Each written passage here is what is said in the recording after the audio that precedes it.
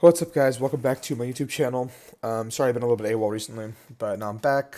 Let's do a video. This is going to be a tournament report on my Knoxville Regional report. I know it's not like what you guys want to hear. It's another Mew 3 box list. It is a little bit boring. I apologize, but I'm going to try and just run through my tournament because I did want to log all my tournaments like I did in the 2016-17 season where I had one of my most successful seasons. So we're going to kind of do this for a personal benefit as well as, yeah, just the overall thing. So this is the list I played. I opted to go with the Jirachi build of Mew 3 because I felt like it had a better Guardian matchup and it had a weaker mirror and maybe a little bit of a weaker matchup across the board to everything, but it did feel like it was a little more consistent at just not bricking. I should have put more time into the deck because I felt like the differences were a little bit glaring, and I kind of fell into the trap that is the Jirachi package, which while it is good and it eats up a lot of spaces, and I did not feel like the Jirachi version was better than the listed Azul. And Danny played to win, which was like two cards off of what Azul used to win AC, which was also like a card or two off of what I played at Atlantic City myself. So at the end of the day, I should have just gone with my initial gut and played the best Mew 3 variant that I thought was good, but I did not have enough time to test due to work conflicts and just are like getting a job basically. Like I was really busy with life in general, so I know it's a poor excuse, but yeah. So at the event, um, I get there, Ability Zard was something we tested a little bit with Zebra to try to make sure it beat Pidgey. Pidgey was something I definitely was a concern for us across the board. We were all a little bit concerned that Pidgey would be pretty big in numbers. And if you saw the past weekend, like the top eight or the day twos, you saw a lot of Pidgey. So it was a little bit concerning to see all that Pidgey. But now, I mean, the Pidgeys they're gone. They're done with. They didn't win the event, so sorry. I'm just pulling up my pairings really quickly because I don't know why I didn't do that to start. Um, yeah. So round one, I went up against Noah. Um, I don't really remember what Noah played, but Noah did make day two. So like props to Noah. Let me go check Limitless to double check this. The tournament was a little bit of a blur for me. Noah ended up did making day two and went 8-5-2. So let's check where Noah played. Noah played Mew Box. That's right. It was Mirror. And I just remember that Noah ended up missing a few crucial pieces when he needed it. I lost one of the games, but it just was a back and forth that eventually Double Blaze ended up carrying me through. But it is what it is. But the matchup was really close, and the mirror is the mirror. Um, Round two, I went against Josh Harvey. He played Bucephalon. Both games, it kind of felt like his start was a little awkward. And I never did the skip B string turn because my board was also a little bit awkward. Especially because Jirachi had to give up a prize every time. So like Jirachi would give up a prize and he'd have burst.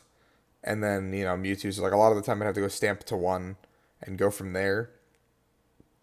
But both games, it just kind of felt like uh, both of our board positions were super awkward, and I barely was able to scrape by. Round three, I was up against Ryan Antonucci. He was the one who went 9-0 at Atlantic City, top 8 of the previous weekend of Pikarom. I assumed he was sticking together with Pikarom again. I was correct. Game one, he pretty much didn't get anything set up. Um, he double supported, but I just stopped him because it was just a Bills, and I didn't care. Um, we both caught it pretty quickly. And then he was just like, I'm going to scoop this game anyway because I think I've lost. And I was like, sure. And we moved in to the third game where, or second game, sorry, where he discarded a Pika really early and I knocked out the other Pika with a double custom 300 play. And he was just like, well, all I have is Tandem Shock and I had to switch no matter what. So it was just one of those things where he said his prizes were hurting him a lot. I don't remember what the prizes were exactly, but yeah. So I'm 3-0, feeling good. Round four against Drew.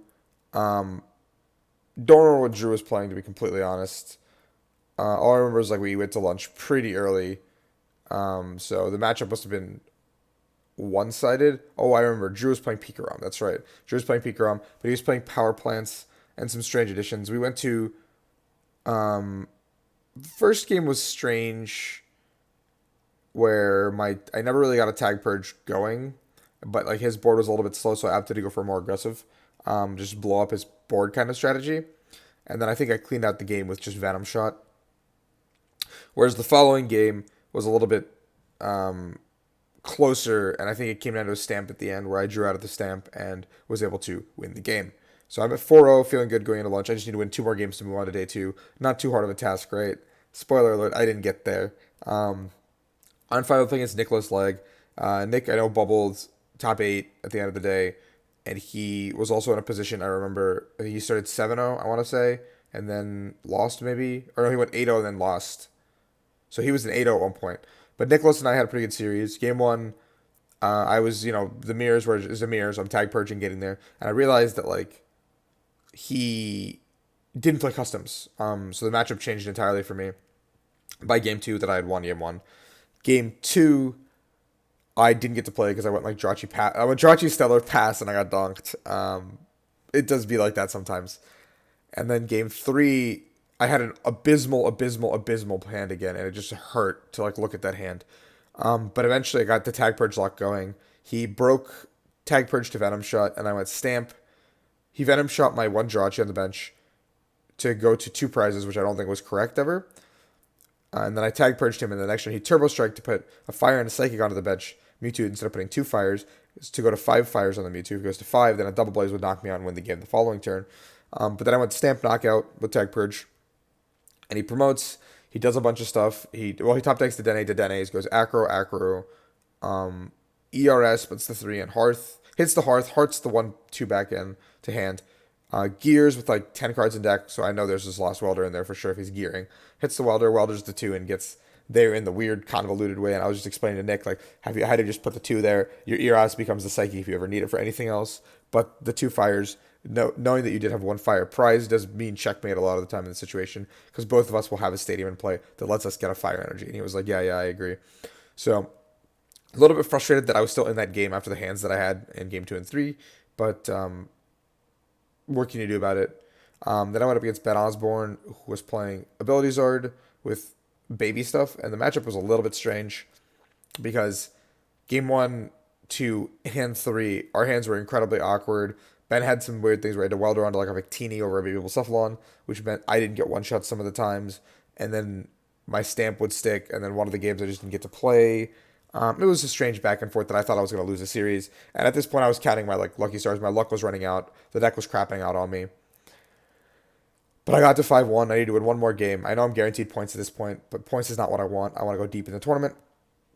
So I go up against Ben Cryer, who's playing Greenzard. Game 1, he gets me with a Stamp Plant eventually, and I can't play the game. Game 2, I'm able to just kind of run through him because he wasn't allowed to play the game.